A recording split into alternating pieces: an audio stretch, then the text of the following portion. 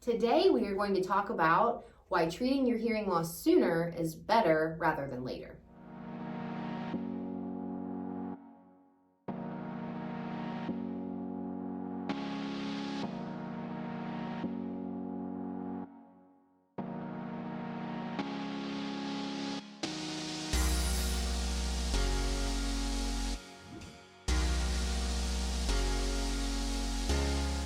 Hey, I'm Dr. Michael Squires. And I'm Dr. Carly Squires. And this is Dr. Squires Squared. This is a channel where we have candid and casual conversations about anything and everything audiology. And if you're not sure what we're talking about, you're in the right place. Stick around, make sure to like and subscribe to the channel. We'll tell you everything we know. All right, so today we're going to be talking, like Carly said, about the benefits of doing something sooner rather than later about your hearing loss. Right. So there are some implications with hearing loss. I mean, the things that people just normally expect are, difficulty hearing means difficulty understanding speech, background noise, maybe there's ringing in the ears, so on and so forth. And those are some obstacles that we have in our place when treating a hearing loss. But underlying all of those obstacles is everything that's happened leading up until that point. Correct. Yeah, and so we're going to talk about some of these obstacles that become more apparent the longer that you wait. And those obstacles maybe wouldn't have been there or wouldn't have been as challenging, I guess, to overcome if we treat the hearing loss sooner rather than later. Right. So the one thing that we really like to focus on, and look, there's generational differences in how each person or each generation approaches healthcare. We know that. Research has identified that for us. But there are also male and female. Guys tend to put it off a little bit longer. The average American at this point is waiting somewhere between 10 to 15 years before treating a hearing loss after we know that it's already there. Right. And so a lot of those implications or obstacles that Carly mentioned come from that waiting period. Yeah, and we've talked about that in previous episodes. We've talked about what barriers may exist or why someone maybe would wait, but we're going to focus more on what happens if you actually do wait, and not even those other issues with untreated hearing loss over time, because we've talked about that too, in a previous episode. But we're going to talk about those obstacles that may come up later specifically. Yep. So first and foremost, the biggest thing or challenge that we have to look at is what I kind of base the prognosis on, is that speech understanding. What happens when we wait and wait and wait and wait longer and longer is that, the hearing loss might progress, and we can always put a new prescription into a set of hearing aids. We can always put more sound into an ear. But what we can't do is tell the brain to understand speech better than it does right now. Right, we can't correct that distortion. Yeah, well, and that's it, is when there's a poorer speech understanding, when we put higher levels of sound into the ear, not only are we getting the sound in there, but we're also introducing distortion or a poorer sound quality in some cases. So if we're doing something sooner about the hearing loss rather than later, then we're able to get ahead of that. So for example, somebody who recognizes that, let's pick one person. Let's say they get their hearing tested at 55 and there's no hearing loss there. They get their hearing tested at 60 and now they have a mild high frequency hearing loss. But their word understanding is still, 90 to 100%. Treat your hearing loss then, because we can maintain that 90 to 100%. Exactly. By continuing to stimulate the brain. Right. But let's say that person doesn't treat their hearing loss. And then here we are years and years later. Let's say they're and 90 now we're 85. Yeah. And that word understanding is 40%. And the hearing loss is now much more significant. We've waited so long that the prognosis is not as good. Right, and that's not to say that we would discourage anyone that has waited that long. Yep, it'll be better. It will. You're going to see an improvement. That benefit will be there. But that duration of time, that length of hearing loss, that duration of hearing loss where your brain has not received that stimulation and your brain has been compensating and working in overdrive, essentially, for all these years, for the, 20 years in that example, or 30 years in that example, where your brain or other parts of your brain are picking up all the slack from where the hearing loss is there, it then becomes very challenging to throw sound back into the auditory system and the brain and expect it to respond with immediate benefit or, you're not going to like that. It's like, the brain doesn't know what to do with that signal. Right. Our research is showing us that, like Carly said, when there is a hearing loss there, it's stealing away resources from other areas of the brain, which is why we see correlations with increased risk of falls, increased risk of developing things like cognitive decline or dementia and Alzheimer's, symptoms that look like memory loss. Those sorts of things all kind of come with progressing hearing loss.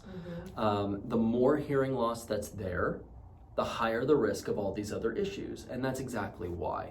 It's because we're expecting the brain to pick up the slack when it doesn't know what to do with that input. Right. And speaking of expectations, that's our brain, that's our brain talking, and that difficulty is there if we wait. Again, not to discourage you from doing anything, because you're going to see the benefit. It's just a little harder. It's harder the longer that goes on. But expectation wise, family members, especially we've seen this a lot lately, like adult children that are bringing their mother or father or great aunt or someone in, or grandfather or grandmother in to treat the hearing loss way over here when they're 80, 90 years old and they've waited all this time. I think we need to talk about expectations from that family member too, because I think it's easy to think, okay, we finally got mom to want to do this, we're going to bring her in and she's going to hear better and everything's going to be fine. But we have to remember that there's been this very significant amount of time in a lot of cases that has passed, and now we're working with a very broken system and a system that's been understimulated. And so the expectation, although we should see improvement, it will not be instant. It's going to take some work. Right. Expectations is the name of the game. So if we have appropriate expectations of what can happen when we fit a set of hearing aids, for example, the overall outcomes are going to be so much better because everybody will be on the same page. Right. It's when those expectations aren't matched up with what reality we're dealing with, that's when we start to have those breakdowns. Exactly. Okay, so let's touch on what happens now. So let's say you or someone is in a situation where there's been a long time, maybe too much time that's passed, and we're treating this hearing loss, and we're working with a very decreased word understanding, maybe some cognitive decline. What can we do to make sure this process is as smooth as possible? And what can we do to help to kind of give, a jump start, I guess, or overcome those obstacles in a better way? Sure. And I think, too, just really quickly, it's important to recognize that these obstacles aren't based on your age. Right. These obstacles that we're talking about are based on duration of hearing loss. Right. So that could be from age 14 to age 40, just as much as it could be from age 55 to 85. Very true. So Very true. The duration of that and what the brain's ability to understand speech is really going to determine those obstacles. Right. I mean, and I suppose we have seen it where we have seen patients who are, older in age that have very good word understanding because their hearing loss didn't happen when they were 55. It really did happen when so it is tough. It's tough to know, but you're right. Age is not necessarily the leading factor there. But when we have these obstacles, what can we do about them? I think obviously we address appropriate expectations, sure. But there are certainly some tools that we can use to really accelerate the prognosis or our performance or outcomes with the hearing aids. Right. I think, we all need to have a little bit of patience if we're, working with someone who is just now getting started with hearing aids, and that's across the lifespan. Anyone who's starting out with hearing aids, they are an adjustment. They are definitely a difference in your lifestyle. So having a little compassion and patience, for that person is always important. But I think that the main thing I talk about is louder is not always better. And so we all have a tendency, myself included, to raise our tone or shout at a person, and that is not going to be the best option. We talk about slower speech, enunciating words, taking pauses, making appropriate eye contact. Don't talk while you're moving away from someone. Those types of things are very important for everyone to understand. Communication strategies. Right, exactly. Yeah, louder's not better. Slower usually is. Cadence makes a difference. It does. And a whole lot of patience. And a lot of patience. Well-lit areas can really help as well. How many times do you hear it throughout the week? Like, well, I just, when so-and-so talks to me from the other room. Those are not appropriate expectations, No. even if if there's no hearing loss. I have normal hearing. I'm 33 years old and I can't hear him when he's in another room talking to me. And that's not by choice. Like, I would love to hear him from another room. Okay. No.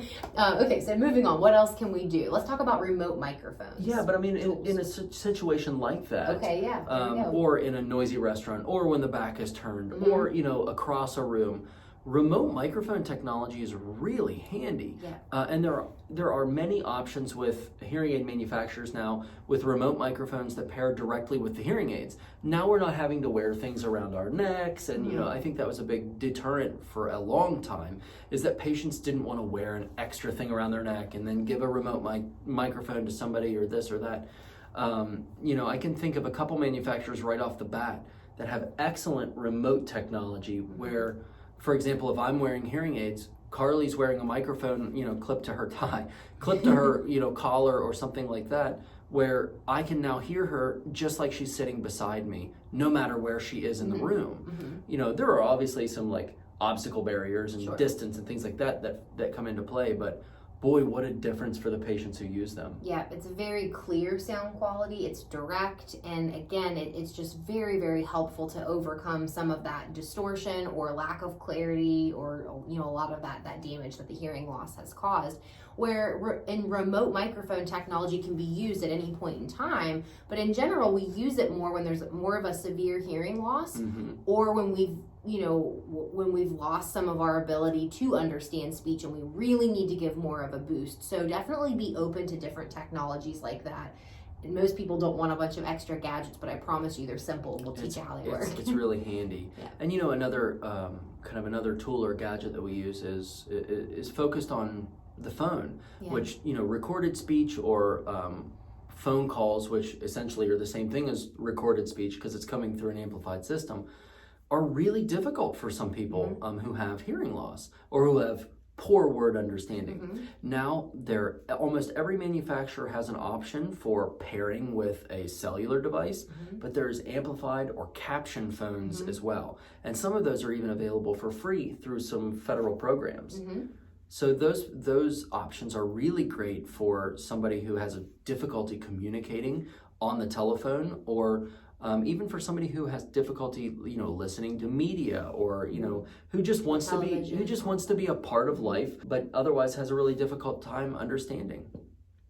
Okay, so let's wrap this up. Let's do it. General overlying message: doing something sooner about a hearing loss is always going to be better than waiting to do something later, because we're not going to have that same deprivation of auditory stimulation. We're not going to deprive our brains from having that auditory stimulus.